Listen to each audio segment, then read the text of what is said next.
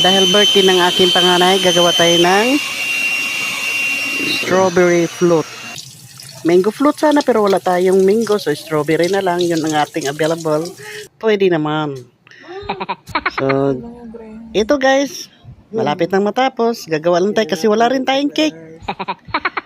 Oh, yan na lang gagawin natin guys. Mango float, strawberry float.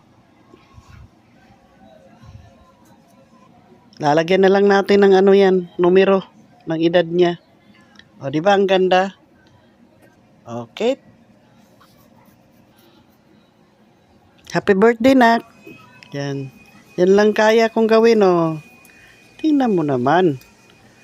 Parang tunay, oh. May 35. Kasi 35 years old na siya, guys. Thanks for watching, guys.